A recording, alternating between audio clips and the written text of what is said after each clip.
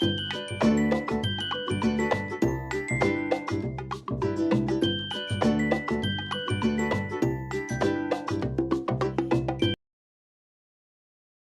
Back to some artistic. चलो और शुरू करते हैं। सो आई एम सो ब्लेस्ड कि महादेव ने मुझे मौका दिया उनको खुद बनाने का और माँ पार्वती को साथ में बनाने का। तो मैंने स्केच रेडी कर लिया था और यहाँ पे मैं स्टार्ट कर रही हूँ माँ पार्वती के फेस से। पहले ही इनका जो बेस है वो मैंने रेडी कर लिया है, एक स्किन टोन मैंने दे दिया है पहले, ठीक है। उसके बाद हम लोग धीरे धीरे कवर करेंगे शेड्स पे, ठीक है। और आप जब भी बनाओ तो ये नोटिस करो कि अगर आप कोई भी ड्राइंग बना रहे हो तो उसमें एक लाइट इफेक्ट देते हो ना कि एक साइड से लाइट आ रही है, तो आप उसको ध्यान देते हुए बनाओ कि आप किस साइड से लाइट का इफेक्ट दे रहे हो। और फिर डिसाइड करने के बाद आप एक साइड वो लाइट का इफेक्ट दो। एक साइड जो आपका फेस का एरिया होगा वो थोड़ा लाइट होगा और एक साइड थोड़ा डार्कर होगा।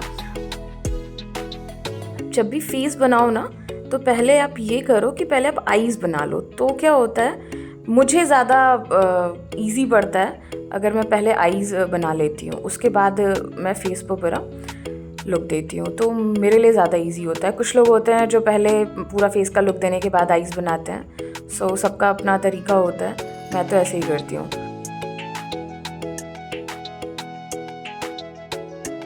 अब जब भी आईज बनाओ ना तो एक एक शेड आप देते जाओ। पहले आप ना लाइटर शेड देते हुए फिर डार्क शेड, और जो आईज के कॉर्नर्स होते हैं वहाँ पे थोड़ा हाईलाइट करना। जैसे मेकअप करते हैं तो बिल्कुल वैसे ही हम आर्ट में भी करते हैं, ठीक है, बिल्कुल, क्योंकि हमको जैसा रियलिस्टिक दिखाना है तो उसके लिए वैसे ही बिल्कुल आपको आईज का मेकअप करना होगा जैसे हम लोग रियल में करते हैं, ठीक है। तो यहाँ पे मैंने एक आई शेडो का शेड दे दिया है पिंक का, और उसके बाद मैं यहाँ आईज पे वर्क कर रही हूँ। और आप एक एक शेड आप देते जाओ, लाइटर शेड। और फिर अगर डार्क साइड है, क्योंकि हम लोग का जो नोज़ का एरिया होता है, इधर मैंने डार्क साइड दिखा है क्योंकि इधर लाइट नहीं आ रही है, उस साइड लाइट आ रही है, तो उधर मैंने जो है थोड़ा लाइटर दिखाया है। तो आप उस चीज़ को नोटिस करते हुए हमेशा आर्ट पे वर्क करो कि पहले तो लाइट किधर से आ रही है, ठीक है। और फिर आईज़ पे आप फोकस करो। आईज़ पे जैसे बिल्कुल आप मेकअप करते हो अपने आईज़ के कॉर्नर पे आप हाईलाइट करते हो, आई शेडो लगाते हो, आप आई लैशेस लगाते हो, आप काजल लगाते हो, या जो भी आपके आपको अच्छा लगता है, आप पे जो अच्छा लगता है, बिल्कुल वैसे ही आप अपने आर्ट में भी उसको वैसे ही उतारो, तो वो और ज़्यादा रियल बन के आता है।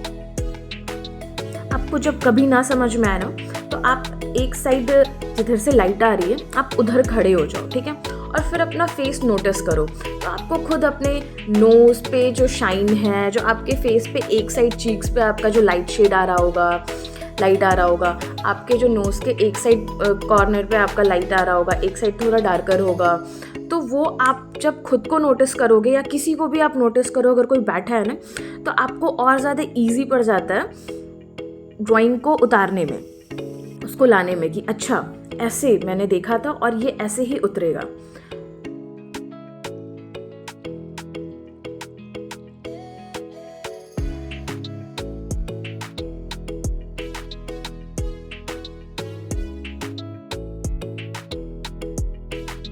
मैंने जब ये पेंटिंग स्टार्ट करी थी ना तो मुझे नहीं लगा था कि ये मुझसे बन पाएगा, मैं सच बोलूँ तो।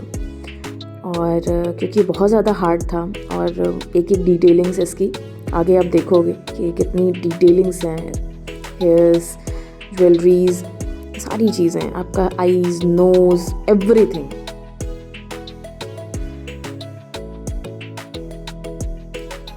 मैंने ना महादेव का नाम लेके स्टार्ट किया, मैंने उनको प्रणाम किया और मैंने कहा महादेव अब आप ही अच्छा बनवाओ खुद को। तो मैंने स्टार्ट किया और ये इतना प्यारा बन के आया है कि मैं क्या बताऊं। खुद जब भी आप अपना ड्रॉ करो, अच्छा एक आर्टिस्ट को ना कोई कितना भी कह दे कि यार तुम्हारी ड्राइंग तो बहुत अच्छी बनी है, पर जब तक खुद से एक तसल्ली नहीं मिलती है ना, आर्टिस्ट को पता होता है कि वो कितना अच्छा बना सकता है। तो जब तक वो खुद सेटिस्फाइड नहीं होता है ना, तब तक तो उसको कोई कितना भी बोल दे कि यार तेरी ड्राइंग बहुत अच्छी है, पर उससे सेटिस्फैक्शन नहीं मिलता, क्योंकि उसको तो सेटिस्फैक्शन मिलता है खुद जब उसे लगता है कि हाँ मैंने बेस्ट किया है, ये बेस्ट बन के आया है। और निराशा तब हो जाती है जब बना सकते हैं अच्छा, कोशिश भी करते हैं बनाने की बहुत अच्छा, पर वो बन नहीं पाता। कभी कभी आप पूरे एफर्ट्स देते हो अपने ड्राइंग में, पर वो वैसा बन नहीं पाता, तो बहुत ज़्यादा तकलीफ़ होती है, बहुत ज़्यादा निराशा होती है। पर उससे हारना नहीं है, पर उससे बिल्कुल भी परेशान नहीं होना है, फिर ट्राई करना है, फिर ट्राई करना है। क्योंकि मुझे ऐसा लगता है, मैंने जो पेंटिंग से सीखा है, मुझे जो आइडियाज़ मिले हैं कि आप जितना ज़्यादा प्रैक्टिस करोगे, जितना अपने पेंटिंग को टाइम दोगे ना, आप उतना ही ज़्यादा उसको सीख पाओगे, उसे समझ पाओगे, हर एक डिटेलिंग्स आप फिर दे पाओगे और वो बेस्ट होता जाएगा। आप जितना प्रैक्टिस करोगे उतना ही बेस्ट होता जाएगा। हमेशा बड़े बुजुर्ग नहीं कहते हैं कि practice makes the man perfect, तो ये बात बिल्कुल सच है कि आप जितना प्रैक्टिस करोगे, चाहे आपका वो कोई भी काम हो, चाहे आपका पेंटिंग हो, कोई भी काम हो। जब शुरू में हम कोई भी काम सीखते हैं तो हमें लगता है कि अरे नहीं हो पाएगा, पर जब हम सीखने लगते हैं तो धीरे धीरे आने लगता है और हम उसमें कब प्रो हो जाते हैं खुद पता नहीं चलता है। तो लेकिन उसके लिए हम लोग को देना क्या है, टाइम, और करना क्या है, ढेर सारा प्रैक्टिस। उसके बिना कोई भी काम, कोई भी चीज़ अधूरी है। तो यहाँ अगर आपको लग रहा है कि ये कितना टफ़ है, तो ये टफ़ नहीं है। पहले मुझे भी लगता था कि अरे यार ये तो कितना टफ़ है, मैं कैसे बना पाऊँगी। पर मैंने बनाना स्टार्ट किया और मैंने प्रैक्टिस की, और बनाते बनाते इतने आइडियाज़ मिले, इतनी सारी चीज़ें मिली, और अब ये लगता है कि अरे यार ठीक है, बन जाएगा। तो इसके लिए तो प्रैक्टिस चाहिए होता है बॉस, और उसके बिना तो कुछ नहीं जीवन में हो सकता।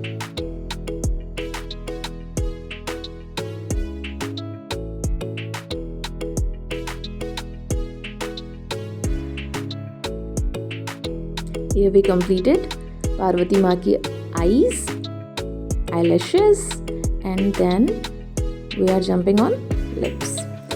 आप इस पर नोटिस करो, पहले मैंने फर्स्ट एक कलर दे दिया है, एक बेस दे देते हैं जो लिप का शेड होता है, फिर उसमें हम लोग धीरे धीरे शेड्स देके उसे और नेचुरल करते हैं। ऐसा नहीं कि बस कर दी और ये हो गया। अभी आप देख रहे हो मैंने एक एक कलर कर दिया है, ये कैसा लग रहा है, पर आप इसे ध्यान से देखते जाओ।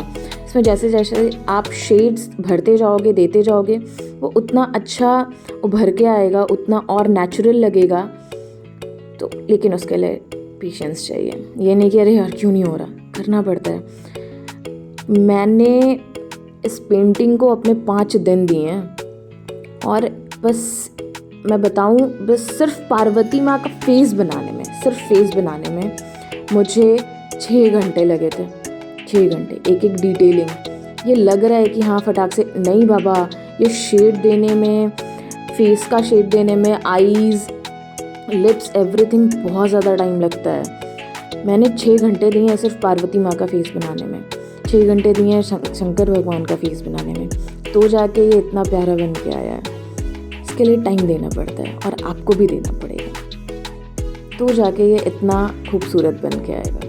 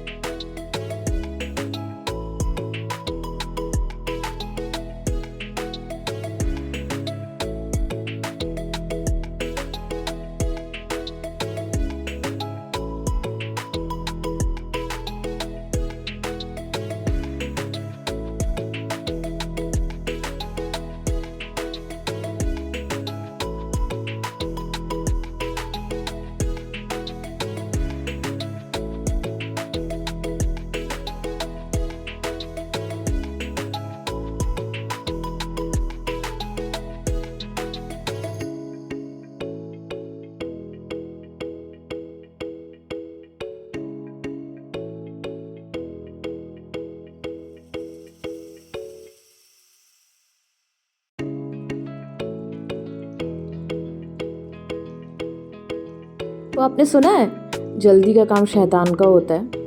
तो वैसे ही पेंटिंग में अगर आप जल्दीबाजी करोगे तो फिर सब बिगड़ जाना है। तो स्लोली और बिल्कुल आराम से आप एकदम हर एक डिटेलिंग्स दो। जैसे कि मैं यहाँ ज्वेलरी बना रही हूँ तो बिल्कुल आराम से एक उस पर जो डिटेलिंग्स है वो देनी है, तब जाके वो इतना प्यारा बन के आएगा। जैसे यहाँ पे मैं हेयर्स अब ड्रॉ कर रही हूँ और यहाँ पे मुझे क्योंकि हेयर्स में 2 से 3 शेड देने हैं, ब्लू, वाइट, ब्लैक, ब्राउन, इतने शेड्स देने हैं। और ऐसा नहीं कि है, क्योंकि यहाँ पे मैं पेंसिल का भी यूज़ कर रही हूँ, मार्कर का भी यूज़ कर रही हूँ, पेंट मतलब आपका ये एक्रेलिक पेंट का भी यूज़ कर रही हूँ। तो ये सारा मैं यूज़ करके पेन का भी मैं यूज़ कर रही हूँ, वाइट पेन। तो जाके ये इतना डिटेलिंग इतना प्यारा बन के आएगा। ये नहीं कि बस ऐसा शेड करे और वो हो गया, नहीं, टाइम देना पड़ता है। हेयर्स को बनाने में मुझे आराम से 7-8 घंटे लग गए थे। माँ पार्वती और शंकर भगवान का हेयर सिर्फ बनाने में मुझे 7 से 8 घंटे लग गए थे। पर वो डिटेलिंग देना पड़ेगी कि हाँ, जैसे हम अपने बाल देखते हैं तो उसमें होते हैं ना कि वेव्स होते हैं, किधर से कैसे होते हैं। तो वही सेम हमें देना होता है अपने पेंटिंग को नेचुरल दिखाने के लिए। वही सेम ट्रिक अपनानी पड़ती है और दिखाना पड़ता है, तो जाके वो जो पेंटिंग है इतनी नेचुरल आती है। और उसके लिए पेशेंस चाहिए।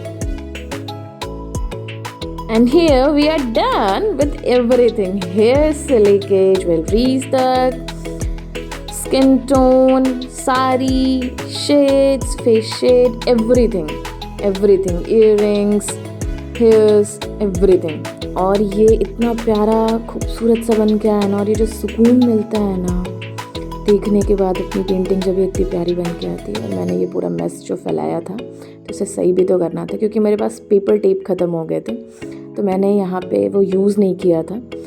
तो ये जो मैंने पहले से ही लाइन ड्रॉ करी हुई थी, तो यहाँ मैं उसे कट कर ले रही हूँ। और फिर कट करने के बाद मैं इसे पेस्ट कर दूँगी एक न्यू पेपर पे। अगर आप भी ऐसा करते हो तो आप ये ट्रिक अपना सकते हो, यूज़ कर सकते हो। तो मैंने यहाँ पे कट करने के बाद ये पेस्ट कर लिया वाइट सेकंड पेपर पे, और ये पूरा मेरा कंप्लीट हो चुका है। और ये जो सुकून, बाबा महादेव बस मेरे पे ऐसे ही कृपा बनाए रखें, और ऐसे ही मुझे और अच्छी पेंटिंग्स बनाने को मिले। और ये जो सुकून मिलता है ना अपनी पेंटिंग देख के, जब ये इतनी सुंदर बन के आती है, मैं क्या ही बताऊँ। Thank you so much for watching my video. Please like, share and subscribe. And don't forget to press the bell icon.